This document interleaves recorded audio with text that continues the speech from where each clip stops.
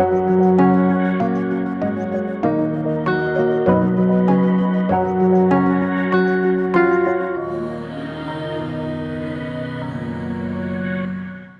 മിശിഹായ്ക്ക് സ്തുതിയായിരിക്കട്ടെ.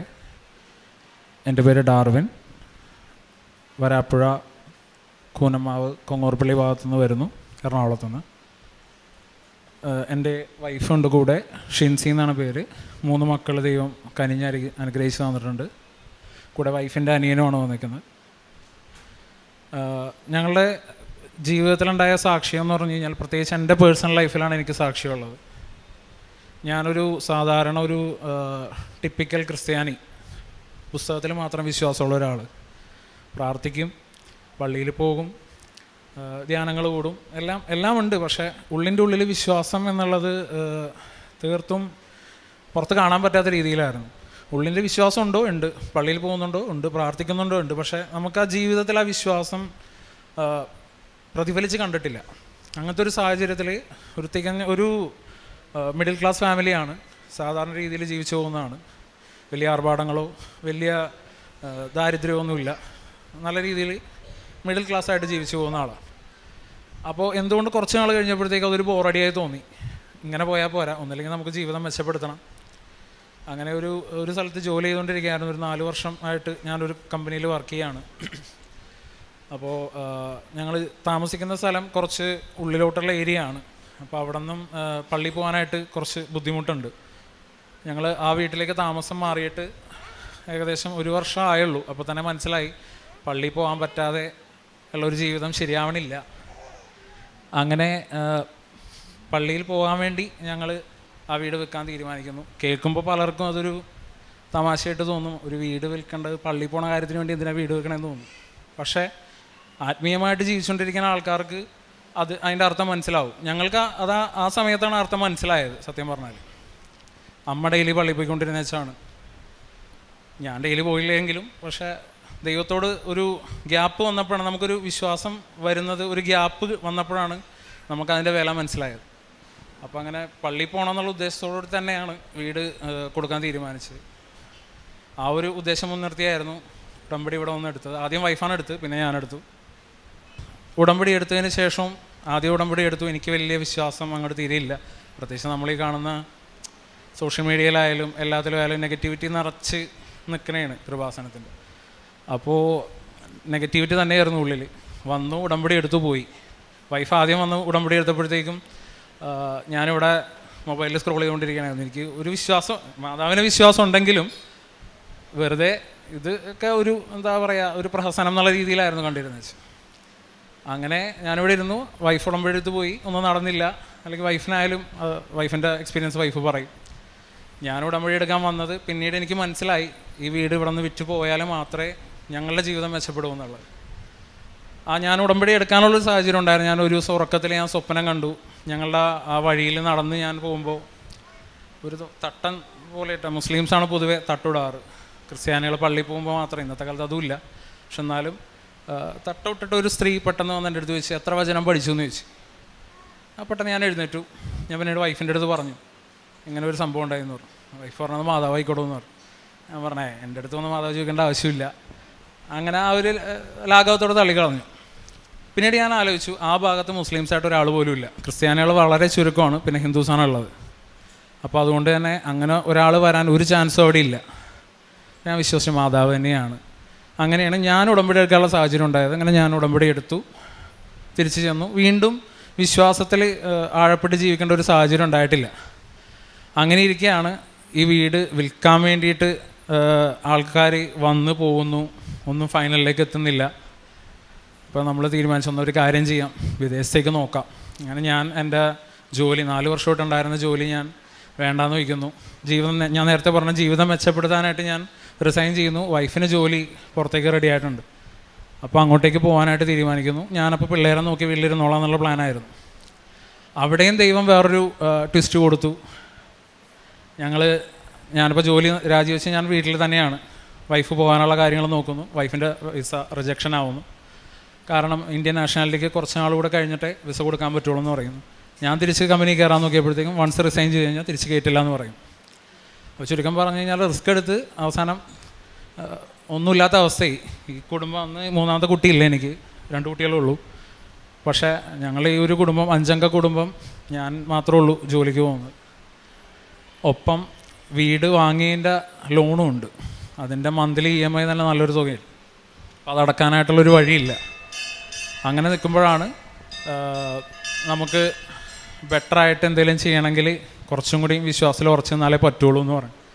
അങ്ങനെ വീണ്ടും പ്രാർത്ഥനയിലും വിശ്വാസത്തിൽ കാരുണ്യ പ്രവർത്തികളായാലും ഭക്ഷണം ഉണ്ടാക്കി വീട്ടിൽ പുറത്തു കൊണ്ട് കൊടുക്കുക, അങ്ങനെയുള്ള കാര്യങ്ങളെ കുറച്ച് വിശ്വാസപരമായിട്ട് കൂടുതലായിട്ട് ചെയ്യാൻ തുടങ്ങുന്നു. അങ്ങനെ പെട്ടെന്നൊരു സാഹചര്യത്തിൽ അമ്മ ഈ 6 മാസ കാലയളവിൻ്റെ ഇടയിൽ ജോലി നഷ്ടപ്പെട്ടിരിക്കുമ്പോൾ സങ്കടപ്പെട്ടിരിക്കുന്ന എൻ്റെ അടുത്ത് എൻ്റെ അമ്മ തന്നെ പറയും, നിന്നെ തിരിച്ചാൽ കമ്പനി തന്നെ എടുക്കും, നീ പേടിക്കണ്ട. അപ്പോൾ ഞാൻ അമ്മനെ കളിയാക്കാറുണ്ട്. എനിക്ക് HR-ൻ്റെ കാര്യങ്ങൾ എനിക്ക് അത്യാവശ്യം നല്ല രീതിയിൽ അറിയാം, അവരെടുക്കില്ല എന്നുള്ള പോളിസി ഉണ്ട്. എന്നിരുന്നാലും എനിക്ക് ചെറിയൊരു പ്രതീക്ഷയിൽ ഞാൻ വിളിച്ച് ചോദിച്ചു, സാറിനെ വിളിച്ച് സംസാരിച്ച് എനിക്ക് തിരിച്ച് കയറാനുള്ള എന്തെങ്കിലും ഓപ്ഷൻ ഉണ്ടാവുമെന്ന് ചോദിച്ചു. അപ്പോഴും സാറ് പറഞ്ഞു, ഇങ്ങനെ ഒരു ഓപ്ഷൻ ഇല്ല, ഇങ്ങനത് കയറാനായിട്ടൊരു ഓപ്ഷൻ ഇല്ല എന്ന് പറഞ്ഞു. അപ്പോൾ പ്രതീക്ഷ എല്ലാം പോയി. വീണ്ടും അമ്മ ഇങ്ങനെ പറഞ്ഞുകൊണ്ടിരിക്കുക, നിന്നെ കയറ്റും, നിന്നെ തിരിച്ച് കയറ്റും എന്ന് അമ്മ പ്രാർത്ഥിക്കണം. അമ്മയുടെയൊക്കെ പ്രാർത്ഥന ഫലമാണ് നമ്മളിവിടെ നിൽക്കാൻ കാര്യം. ഇതേപോലെ പെട്ടെന്ന് ഒരു ദിവസം നമ്മൾ ഈ പ്രാർത്ഥന വിശ്വാസത്തിൽ ആഴപ്പെട്ടുകൊണ്ടിരിക്കണതാണ് ആ സമയത്ത്. അങ്ങനെ പോയിക്കൊണ്ടിരിക്കുമ്പോഴാണ് ഒരു ദിവസം പെട്ടെന്ന് എച്ച് വിളിച്ചിട്ട് സംസാരിക്കുന്നു, നിനക്ക് തിരിച്ചു വരാൻ താല്പര്യമുണ്ടോ, ഉണ്ടെങ്കിൽ ഞാൻ സംസാരിക്കാമെന്ന് പറഞ്ഞാൽ എച്ച് ഒരു അസിസ്റ്റൻ്റ് എന്നെ വിളിക്കുന്നു, PA വിളിക്കുന്നു. അങ്ങനെ GM ആയിട്ട് സംസാരിക്കുന്നു, MD ആയിട്ട് സംസാരിക്കുന്നു. ആ കമ്പനിയിലേക്ക് തിരിച്ച് കയറാനുള്ളൊരു ഓപ്ഷൻ വരുന്നു. അപ്പോഴും എൻ്റെ പ്രതീക്ഷയിൽ, മാതാവേ എനിക്ക് ഞാൻ ഇറങ്ങിയ സമയത്തുള്ള ശമ്പളം മാത്രം മതി, അതിൽ കൂടുതൽ എനിക്കൊന്നും വേണ്ട. ഞാൻ ഇറങ്ങിയ സമയത്ത് എനിക്ക് എത്ര ഉണ്ടായിരുന്നു അത് മാത്രം മതി, അതെങ്കിലും കിട്ടും എന്നുള്ള പ്രതീക്ഷയിലായിരുന്നു. അങ്ങനെ തിരിച്ച് കയറാൻ ചെന്നപ്പോഴത്തേക്കും പഴയ ശമ്പളം പ്ലസ് സാലറി ഹൈക്ക് പ്ലസ് ഇൻക്രിമെൻ്റായിട്ട് എന്നെ തിരിച്ച് ദൈവം കൊടുത്തു. അങ്ങനെ സന്തോഷത്തോടെ വീണ്ടും ആ ജോലിക്ക് കയറി. ജോലിക്ക് ആ ഒരു സിറ്റുവേഷനാണ് എൻ്റെ ജീവിതത്തിൽ എൻ്റെ വിശ്വാസത്തിലൊരു സ്പൈക്ക് ഉണ്ടായത്. വിശ്വാസം ഒന്ന് ഉണർന്നത് ആ സമയത്താണ്. അതിനുശേഷം ഡെയിലി പള്ളിയിൽ പോകാനും, ആരും പറയണ്ട, ഡെയിലി പള്ളിയിൽ പോകാനും പ്രാർത്ഥിക്കാനും നമ്മളുടെ ഉള്ളു തുറന്ന് നമുക്ക് ദൈവത്തെ സ്നേഹിക്കാനുള്ള ഒരു ഓപ്ഷൻ നമുക്ക് വിസിബിളായിട്ട് തുടങ്ങി. എൻ്റെ ജീവിതത്തിൽ വിശ്വാസം എന്താണെന്ന് ഞാൻ പഠിച്ചത് ഈ ഒരു സംഭവം തുടങ്ങിയതാണ്. അതിനുശേഷം ഡെയിലി പള്ളിയിൽ പോകാൻ തുടങ്ങി. അപ്പോഴും ഞങ്ങൾ പുതിയ വീട് വാങ്ങിച്ചിട്ടുണ്ടെങ്കിലും ഇവിടെ നിന്ന് പോകാൻ പറ്റിയിട്ടില്ല. ഇവിടുത്തെ എഗ്രിമെൻറ്റ് തീർന്നിട്ടില്ല. പുതിയ വീട് വാങ്ങിച്ച് എങ്കിലും അവിടെ വാടക കൊടുത്തേക്കുക, കാരണം അങ്ങോട്ട് പോകണമെങ്കിൽ ഇവിടെ നിന്ന് പോകണം. ആ ഒരു വിഷമത്തിൽ, ആ ഒരു അവസരത്തിൽ ഇങ്ങനെ സങ്കടപ്പെട്ടിരിക്കണേന് എന്ത് ചെയ്യും, പ്രാർത്ഥന കാര്യങ്ങളിങ്ങനെ പോകുന്നുണ്ട്. അപ്പോഴാണ് വൈഫ് പറഞ്ഞ്, എടോ നമുക്ക് ഭക്ഷണം കൊടുക്കുന്ന കുറച്ചും കൂടി ഒന്ന് എലാബറേറ്റ് ചെയ്യാം, നമുക്ക് ബിരിയാണി ഉണ്ടാക്കി കൊടുക്കുക, അത് കുറച്ചും കൂടി നല്ലതല്ലേ, കുറച്ചും കൂടി നമ്മുടെ എഫേർട്ടില്ലേ, മാതാവ് അത് കാണൂലേ.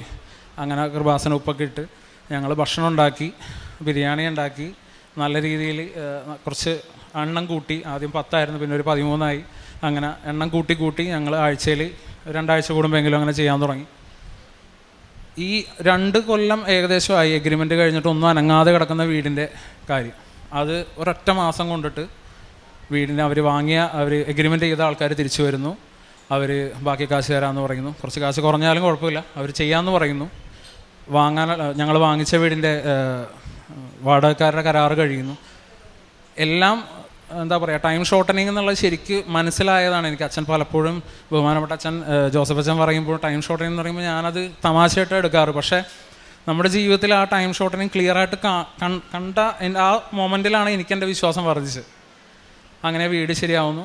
ഇതിൻ്റെ എല്ലാം ഇടയിൽ ഏകദേശം ഒരു 3-4 കൊല്ലത്തോളം എനിക്കൊരു കാറ് വാങ്ങണം എന്നുള്ളൊരു ആഗ്രഹം ഉണ്ടായിരുന്നു. വലിയ കാറുകളല്ല, സാധാരണ ഒരു കാറാണ്. അപ്പോൾ എനിക്ക് പുതിയത് തന്നെ വാങ്ങണം എന്നുള്ള ആഗ്രഹം ഉണ്ടായിരുന്നു. ഞാൻ വീട്ടിൽ പറഞ്ഞു. അപ്പോൾ ഈ ശമ്പളമില്ല, ജോലിയില്ല, ആ സമയത്ത് ഞാനിത് തന്നെ പറഞ്ഞുകൊണ്ടിരിക്കും വീട്ടിൽ. അതിൻ്റെ റിവ്യൂസ് കാണുക, കാറിൻ്റെ കാര്യം കാണുക. അപ്പോൾ ഇവരൊക്കെ എന്നെ ചീത്ത പറയും. വൈഫ് പറയും, എടോ തനിക്ക് വേണമെന്നുണ്ടെങ്കിൽ സെക്കൻഡ് ഹാൻഡ് എടുത്താൽ പോരെ. അപ്പോൾ ഇല്ല, മാതാവ് എനിക്ക് തരും. അത് ഈ വിശ്വാസം വന്നതിന് ശേഷമാണ് എൻ്റെ ഒരു പ്രതീക്ഷ, എനിക്ക് മാതാവ് പുതിയത് തന്നെ വാങ്ങിത്തരുമെന്നാണ്. ഈ വീടിൻ്റെ ഒരു സെല്ലായതിന് ശേഷം പുതിയ വീട്ടിലേക്ക് അവിടുത്തെ മെയിൻ്റനൻസ് വർക്ക് ഉണ്ട്. അതിന് കുറച്ച് കാശേ ഉള്ളൂ, മുഴുവൻ തീർക്കാൻ കാശില്ല. പ്ലസ് കാറ് വാങ്ങണമെങ്കിൽ അതിന് കുറച്ച് കാശ് വേണം, ഈ ഡൗൺ പേയ്മെൻറ്റ് കൊടുക്കാനെങ്കിലും കുറച്ച് കാശ് വേണം. അങ്ങനെ തീരുമാനിച്ചെന്നാൽ വേണ്ട, സെക്കൻഡ് ഹാൻഡ് മേടിക്കാം എന്നുള്ള ഒരു പ്ലാനിലായിരുന്നു. അവിടെയും എങ്ങനെയെന്നറിയില്ല, പുതിയ കാറ്, ഞാൻ ആഗ്രഹിച്ച മോഡൽ തന്നെ, ടോപ്പ് എൻഡ് തന്നെ ദൈവം എനിക്ക് വാങ്ങിത്തന്നു. പരിശുദ്ധ അമ്മ തന്നെയാണ്. ഞാൻ ആദ്യം ആ കാർ കാണാൻ പോയപ്പോഴത്തേക്കും ഷോറൂമിൽ ചുമ്മാ കയറിയപ്പോഴത്തേക്കും ഞാൻ കുറച്ച് ഉപ്പ് കൈ കരുതിയിട്ടുണ്ട്, നഖത്തിൻ്റെ ഇടയിൽ ഇതെല്ലാം വെച്ചിട്ടുണ്ട്. ഇത് എൻ്റെ വിശ്വാസമായിരുന്നില്ല ആ സമയത്ത്, വൈഫ് പറഞ്ഞിട്ടാണ് ചെയ്തത്. പക്ഷേ എനിക്കിപ്പോൾ മനസ്സിലാവുന്നു, അങ്ങനെ ഞാൻ ആ ഉപ്പിട്ട് ചെയ്തതിൻ്റെയാണ് എൻ്റെ വിശ്വാസം കുറച്ചുകൂടി വർദ്ധിക്കാനായിട്ടാണ്. വൈഫ് പറഞ്ഞിട്ടാണെങ്കിലും ഞാനങ്ങനെ ചെയ്തിട്ട് എനിക്ക് ആ കാറ് മാതാവ് മേടിച്ചു തന്നത്. അപ്പോൾ വളരെയധികം സന്തോഷത്തോടെയാണ് ആ കാറും ഈ ഭവനവും എല്ലാം ഒരേ സമയത്താണ് എനിക്ക് കിട്ടിയത്. അങ്ങനെ ഇത്രയും അനുഗ്രഹങ്ങൾ കിട്ടിയപ്പോൾ സത്യം പറഞ്ഞാൽ വിശ്വാസം വർദ്ധിക്കുകയാണ് എനിക്ക് ചെയ്തത്. അല്ലാതെ എനിക്ക് വലിയ നടക്കാത്ത സംഭവങ്ങളൊന്നും കൂടുതൽ പറയാനായിട്ടില്ല. പക്ഷേ എൻ്റെ വിശ്വാസം വർദ്ധിച്ചത് ഞാൻ ഒട്ടും പ്രതീക്ഷിക്കാത്ത ഒരു രീതിയിൽ തന്നെയാണ്. എല്ലാവർക്കും ഓരോരുത്തർക്കും ഓരോ രീതിയിലായിരിക്കും വിശ്വാസം വർദ്ധിക്കുന്നത്. അപ്പോൾ എല്ലാവരും അതിനുവേണ്ടി പരിശ്രമിക്കണം എന്നാണ് എൻ്റെ പ്രാർത്ഥന. ഞാനും പ്രാർത്ഥിക്കണം അത് തന്നെയാണ്. പിന്നെ കാരുണ്യ പ്രവർത്തികൾ ഞാൻ നേരത്തെ പറഞ്ഞ പോലെ ഭക്ഷണം ഉണ്ടാക്കി ഞങ്ങൾ കൊടുക്കും, ഞാനും വൈഫായിട്ട് കൊടുക്കും. പിന്നെ എൻ്റെ ഒരു പ്രേക്ഷിത പ്രവർത്തനം സാധാരണ പത്രം എല്ലാവരും കൊടുക്കുന്ന രീതിയിൽ തന്നെ കൊടുക്കാറുണ്ട്. പക്ഷെ അതിൽ കൂടുതലായിട്ട് ഞാൻ ഫോക്കസ് ചെയ്തിട്ടുണ്ടായിരുന്നത് നമ്മളുടെ കൃപാസനത്തിൻ്റെ ധ്യാനം, പിന്നെ മറ്റ് വൈദികരുടെ അച്ഛന്മാരുടെ പ്രസംഗം, ഇതിലെല്ലാത്തിലും സാധാരണ എല്ലാവരും കാണാറുണ്ട് കമൻ്റ് എഴുതിയിരുന്ന പരിപാടി. ഓരോരുത്തരുടെ പ്രാർത്ഥന ഉണ്ടാവും, മകൾക്ക് ക്യാൻസർ അല്ലെങ്കിൽ എന്തെങ്കിലും, ആ ഇഷ്ടമായ കമൻറ്റുകൾ നമുക്ക് കാണാം. അപ്പോൾ ഞാൻ എൻ്റെ ഏർലി സ്റ്റേജിൽ ഞാൻ ചെയ്യുന്ന ആൾക്കാർക്ക് പ്രാന്താണ്, എന്തിനാണ് ഇവിടെ ഇങ്ങനെ പറഞ്ഞ മാതാവ് കമൻറ്റ് ഒന്ന് കാണോ ഇല്ല. അപ്പോൾ ഞാനിത് കളിയാക്കി തന്നെ ചെയ്തിട്ടുള്ളത്. പക്ഷേ ആ ഒരു വിശ്വാസത്തിൻ്റെ ആ ഒരു എൻഡിലേക്ക് എത്തിയ ആ ഒരു മൊമെൻറ്റിൽ എനിക്കൊരു ഉള്ളിൽ പ്രചോദനം തന്നാണ് ആ കമൻറ്റിൽ വരുന്ന ഓരോ കമൻറ്റിനും അവർക്ക് വേണ്ടി പ്രത്യേകിച്ച് ഞാൻ എൻ്റെ ഒരു ഡയറിയിൽ എഴുതി. ആ ഡയറിയിൽ ഞാനപ്പോൾ ഈ വിശ്വാസത്തിൻ്റെ എൻഡിലേക്ക് വന്നപ്പോൾ ഞാൻ ഡെയിലി ജോലി കഴിഞ്ഞ് അരമണിക്കൂർ ആരാധനാലയത്തിൽ പോയി ഇരിക്കും, പ്രാർത്ഥിക്കും.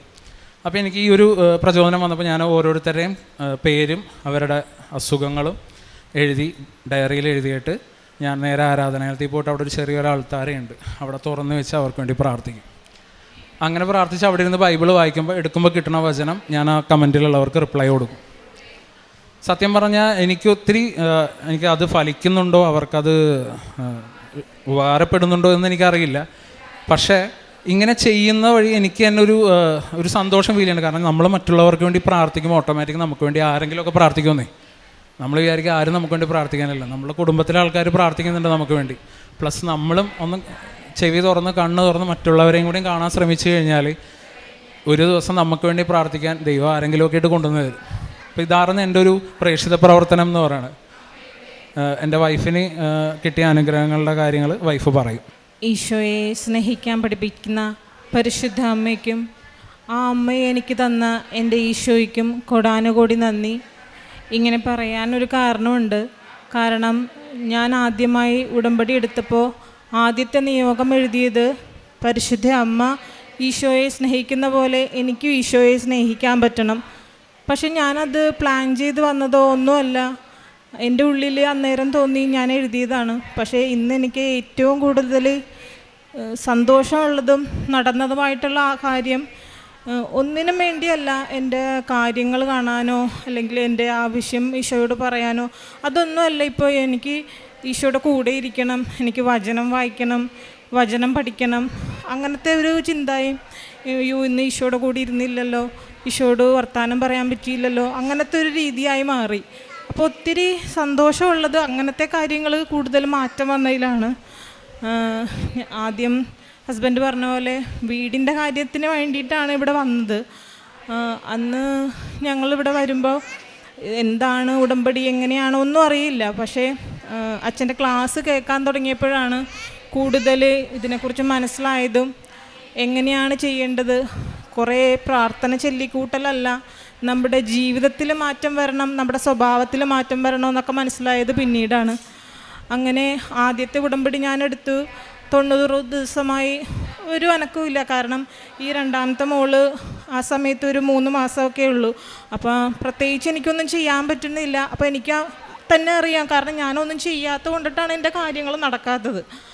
അപ്പോൾ ഞാൻ ഒരു ദിവസം അമ്മയോടിരുന്ന് വർത്താനം പറഞ്ഞപ്പോൾ ഞാൻ പറഞ്ഞു, അമ്മേ എനിക്ക് ഒന്നും ചെയ്യാൻ പറ്റണില്ല, അപ്പോൾ അതുകൊണ്ടിട്ട് എനിക്ക് പരാതിയില്ല. പക്ഷേ എന്താ ഞാൻ ചെയ്യേണ്ടത്? ഇത് കണ്ടിന്യൂ ചെയ്യണമെങ്കിൽ വൃത്തിയായിട്ട് എനിക്കിത് ചെയ്യാൻ പറ്റണില്ല. അപ്പം ഈശോ ഇത് ആഗ്രഹിക്കുന്നുണ്ടെങ്കിൽ ഞാൻ ഈ ഉടമ്പടി തീരണം അന്ന് വെളുപ്പിന് 3 മണിക്ക് ഞാൻ എഴുന്നേക്കുവാണെങ്കിൽ ഈശോ ഇത് ആഗ്രഹിക്കുന്നുണ്ട്, ഞാനിത് കണ്ടിന്യൂ ചെയ്യാമെന്ന് ഓർത്ത്. അത് ഞാൻ എഴുന്നേൽക്കണില്ലെങ്കിൽ ഈശോ ഇത് ആഗ്രഹിക്കണില്ല. എനിക്ക് കുഞ്ഞ് കുറച്ച് വലുതായിട്ട് വൃത്തിയായിട്ട് ഞാൻ ചെയ്യുമ്പോൾ അങ്ങനെ വന്ന് പുതുക്കാമെന്ന് തീരുമാനിച്ച്. അങ്ങനെ ഞാനിത് അമ്മയോട് പറഞ്ഞു, ഞാൻ മറന്നുപോയി. ഉടമ്പടി തീരണ അന്ന് ഞങ്ങളുടെ വീട്ടിൽ ചേച്ചിയൊക്കെ വന്നിട്ടുണ്ടായിരുന്നു. അന്ന് ലേറ്റായിട്ടാണ് കിടന്നത്. ഞാനിത് മറന്നും പോയി. വെളുപ്പിന് ഒരു 2:55 ആയപ്പോൾ ഞാൻ എഴുന്നേറ്റ്. കറണ്ട് പോയി, ഞാൻ മാത്രം എഴുന്നേറ്റ്. പിള്ളേരൊക്കെ ഉറങ്ങണ്, ആരും അറിഞ്ഞിട്ടില്ല. പെട്ടെന്ന് ഞാൻ ആ സംഭവം ഇന്നത്തെ ഡേറ്റൊക്കെ ഓർത്ത്. അപ്പോഴാണ് ഞാൻ ഓർക്കണോ, ഇന്ന് ഞാനിങ്ങനെ അമ്മയോട് പറഞ്ഞിട്ടുണ്ടായിരുന്നല്ലോ വെളുപ്പിന് 3 മണിക്ക് എന്നെ വിളിക്കണമെന്ന്. അതാണ് എൻ്റെ ജീവിതത്തിൽ ആദ്യത്തെ ഉണ്ടായൊരു വ്യക്തിപരമായിട്ടുള്ള ഒരു അനുഭവം. അപ്പോൾ എനിക്ക് ഭയങ്കര സന്തോഷമായി. അമ്മ ഇത്രയും ഞാൻ ചെറിയതായിട്ട് പറഞ്ഞൊരു കാര്യം ഇത്രയും ഓർത്തിരുന്ന് എനിക്കതിന് ഉത്തരം തന്നപ്പോൾ എൻ്റെ വ്യക്തിപരമായിട്ടുള്ള ലൈഫിൽ എനിക്കത് വല്ലാത്തൊരു അനുഭവമായിരുന്നു. അന്ന് ഒത്തിരി സന്തോഷമായി, പ്രാർത്ഥിച്ച് കിടന്നുറങ്ങി. പിന്നെ ഞാൻ പിന്നീട് വന്ന് പുതുക്കി. കാരണം എനിക്ക് ഉറപ്പായി ഈശോ സമ്മതിക്കുന്നുണ്ടല്ലോ എന്നെക്കൊണ്ട് പറ്റുന്ന പോലെ കൂടുതൽ നന്നായി ചെയ്യാമെന്ന്. അങ്ങനെ ഞാൻ വന്ന് വീണ്ടും ഉടമ്പടി പുതുക്കി പറ്റുന്ന പോലെയൊക്കെ കൂടുതൽ നന്നായി ചെയ്യാൻ തുടങ്ങി. ഉപവാസവും അങ്ങനെ പൊതിച്ചോറ് കൊടുക്കലൊക്കെ അങ്ങനെയാണ് കൂടുതൽ തുടങ്ങിയത്. കാരണം ഞങ്ങൾ പുതിയ സ്ഥലത്തോട്ട് മാറിയിട്ട് എങ്ങനെയാണ് ഒരു ഐഡിയ ഇല്ല. ഹസ്ബൻഡിന് ഒരു ഞായറാഴ്ച കിട്ടുമ്പോഴാണ് ഈ കാര്യങ്ങളൊക്കെ ചെയ്യാനും പറ്റുള്ളൂ. അപ്പോൾ അങ്ങനെ തുടങ്ങിയപ്പോഴാണ് ആ വീടിൻ്റെ കാര്യങ്ങൾ കൂടുതലും ശരിയായി വരുന്നത്. പിന്നെ പുതിയൊരു വീട് വാങ്ങിക്കണതും ഇനിയൊരു അബദ്ധം പറ്റരുതല്ലോ. അപ്പോൾ അമ്മ തന്നെ കാണിച്ചു തരണം, ഈശോ ആഗ്രഹിക്കുന്ന വീടായിരിക്കണം, പള്ളിയുടെ അടുത്തായിരിക്കണം ആ വീട്. അതൊക്കെയായിരുന്നു ആകെ കൂടെ ഉണ്ടായ ആഗ്രഹം. അങ്ങനെ പ്രാർത്ഥിച്ചു. അമ്മയോട് പറഞ്ഞു, കൃപാസനം പത്രം എങ്കിലും കണ്ടാൽ മതി, അതാണ് അമ്മ എനിക്ക് കാണിച്ചു തരുന്ന അടയാളം.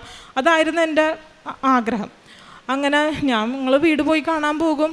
ഒരിടത്തും അങ്ങനത്തെ പേപ്പർ ഒന്നും കാണുന്നില്ല. അപ്പം ഞാൻ ഏത് വീട് പോയി കാണുമ്പോഴും നമ്മുടെ പത്രം ഉണ്ടോ, എൻ്റെ അടയാളം ഉണ്ടോ എന്ന് നോക്കിയാൽ ഞാൻ നടക്കണം. അപ്പോൾ ഒരിടത്തൊന്നുമില്ല. ഒരു വീട്ടിൽ പോയി നോക്കിയപ്പോഴത്തേക്കും കൃപാസന അമ്മയുടെ ഫോട്ടോ ആ വീട്ടിൽ ഒട്ടിച്ച് വെച്ച്. അപ്പം ഞാൻ ഹസ്ബൻഡിനോട് പറഞ്ഞു, ഇത് മതി, നമുക്ക് വീടിൻ്റെ കാര്യങ്ങളോ അതിൻ്റെ സൗകര്യങ്ങളോ ഒന്നും നോക്കിയില്ല, അമ്മയുടെ ഫോട്ടോ കണ്ടു, അത് മതി. അങ്ങനെ വേഗം ആ വീട് അഡ്വാൻസ് കൊടുത്തു. അത് എനിക്കൊരു ഉറപ്പിന് വേണ്ടിയിട്ട് ആ വില്ലയുടെ പേരും മഴവിൽ നഗർ എന്നാണ്.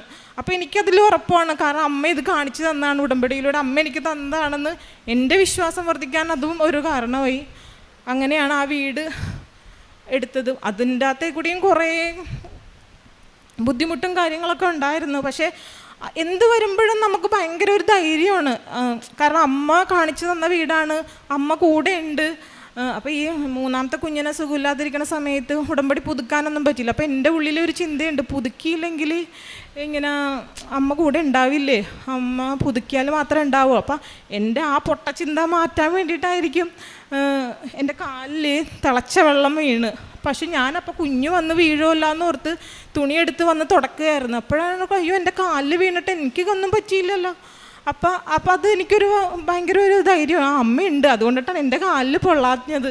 അതുപോലെ തന്നെ വേറെ ഒരു സംഭവം ഉണ്ടായത്, ചെവിട്ടിൽ ഞാൻ തുടച്ചുകൊണ്ടിരിക്കുമ്പോൾ എൻ്റെ ചെവിട്ടിൽ എന്തോ കയറിയ പോലെ എനിക്ക് തോന്നി. പക്ഷേ ഫീലൊന്നും ചെയ്യണില്ല.